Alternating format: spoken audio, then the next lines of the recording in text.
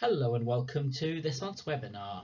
As patterns of delivery are gradually settling down, we thought it might be worth recapping on how completed functional skills exams are marked and what else happens between learners putting down their pen in the case of a paper exam or clicking to close in the case of on-screen.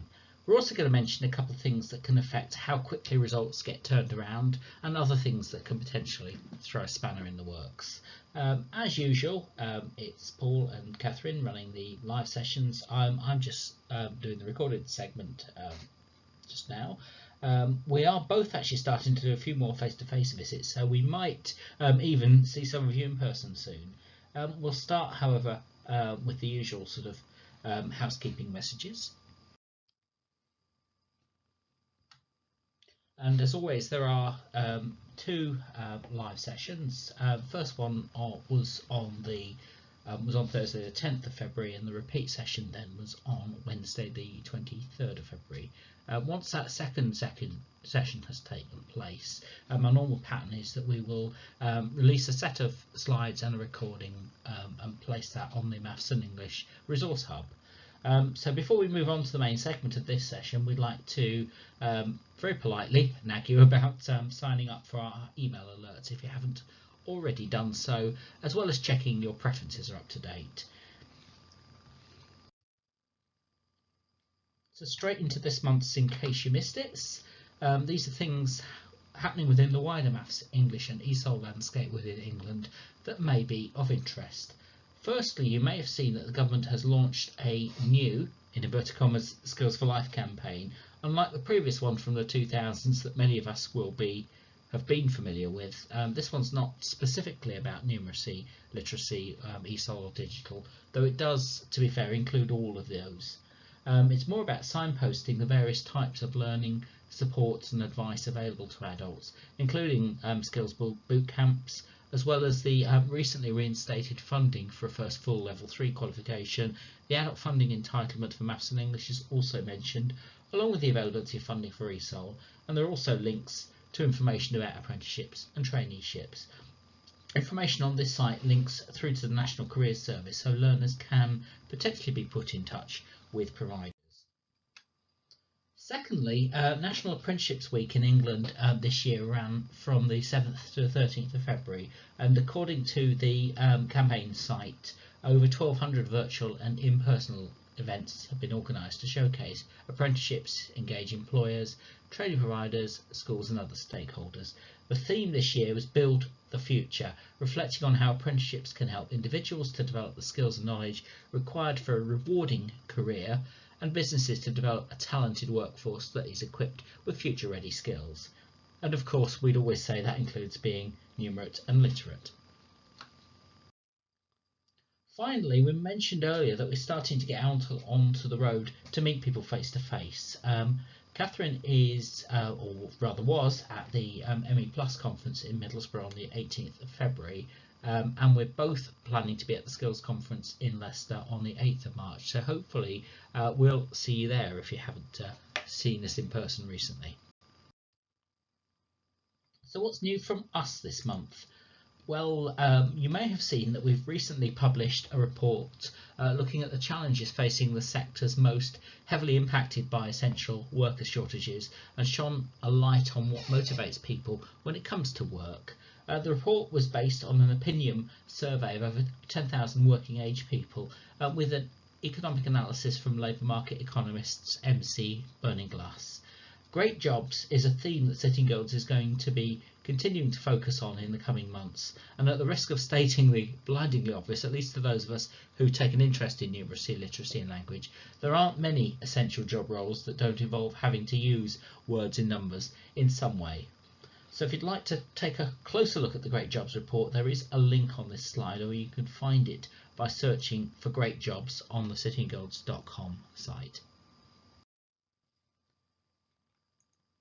Now on to the main topic for this month. A few years ago we put together a whole series of flowcharts that basically set out what happens to a candidate's script, be that paper or on screen, and along with that the things that can either ensure that journey happens smoothly or creates bumps in the road.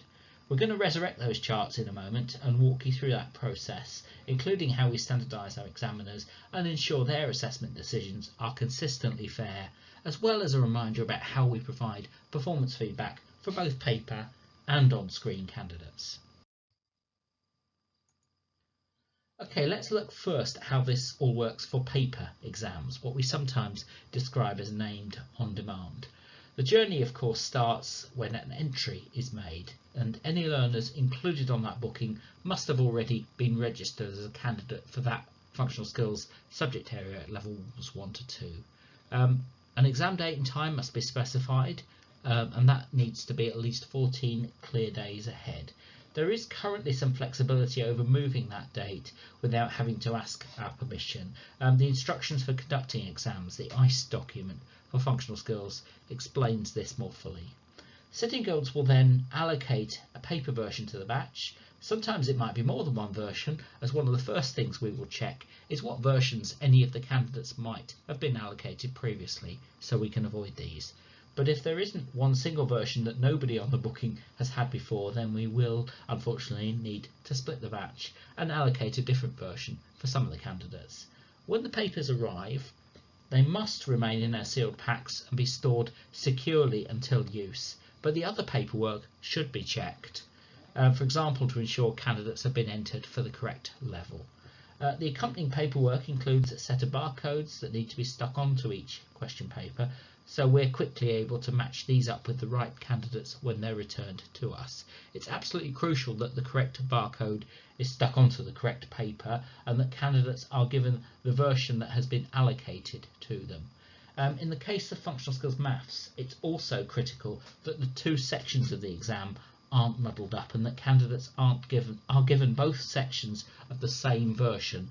I really can't overstate just how much work is involved in sorting out the instances, and we have had a few where candidates might have, for example, completed the non-calculator section from version B and the calculator permitted section from version E. Firstly, it's horrendous from an admin perspective, retrospectively having to create a new entry for the other version and then manually matching up the marks awarded from each and then forcing through a result. But moreover, it's a right mess for our examiners to unpick, as the subject content coverage between the two sections is very carefully calibrated for each version, and there's a risk the two mixed sections might not actually provide sufficient breadth of coverage. Nevertheless, where this has happened, on those few occasions, we've always tried to do what we can to piece together a valid result, but there's no getting away from the fact it's really messy, it's not a quick process, and it's also quite an expensive one for the centre given the additional entry and late entry fees. Giving candidates the wrong whole version isn't great either, as that also involves having to create additional entries. And as a general point, actually muddling up versions can also create further problems down the line, as it means we have fewer versions potentially still available to that candidate if resitting. The other thing to say here as we move on to the next box on this slide is that there mustn't be any additional unentered candidates entered on the day, nor any substitutions. They are also really tricky to sort out and could cause problems for the rest of the batch, hence the additional late entry fees. It is in your interest to post the scripts and other materials back to us promptly so we can get on with getting them marked, but it's also important from a security point of view. Any unused papers also now have to be returned, unlike with the legacy functional skills qualifications where they could have been destroyed locally.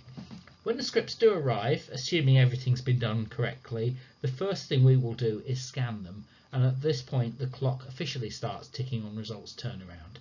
Once scanned, they go into a secure online portal and into a queue to be marked. We have markers on standby at all times, but they can only access the versions that they have been specifically standardised and cleared to mark. So the rate at which each version is cleared by them may vary slightly, and the queue for each version is treated like a taxi rank, so markers will simply pick up scripts from the front of the queue.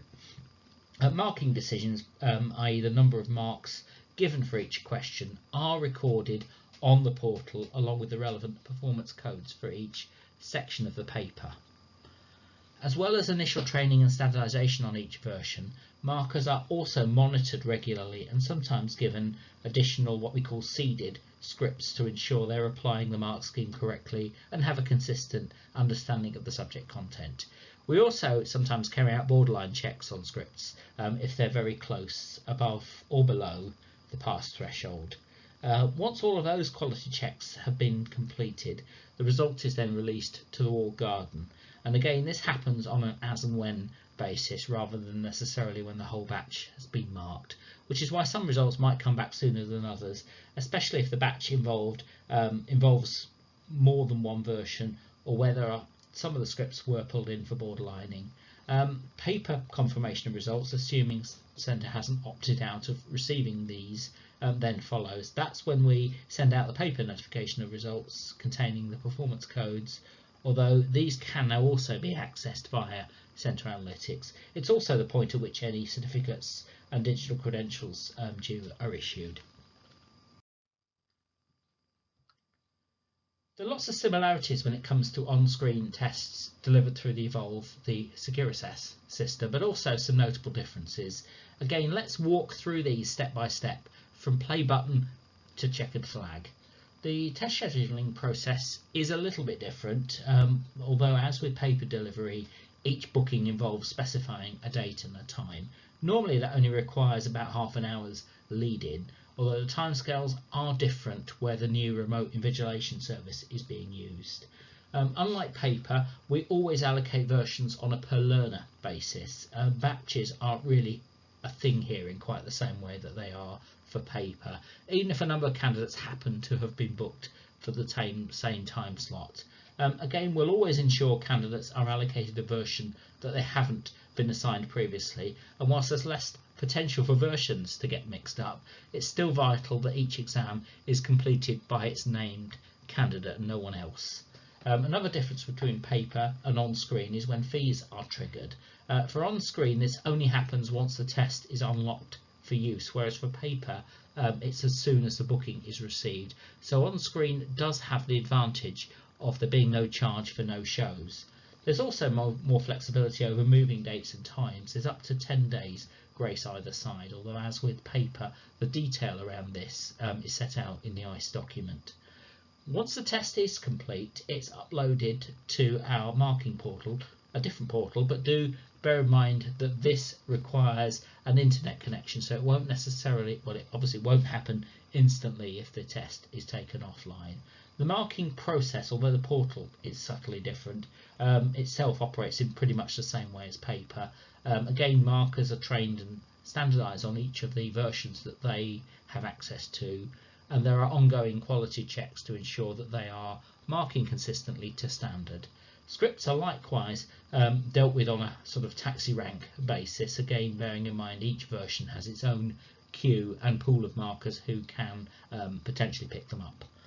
However, there are some important differences in the way we capture and present performance feedback. The score reports issued via the Evolve system will normally appear a few days before the official result is released via the walled garden, and that's because it's captured ahead of any final quality or borderlining checks.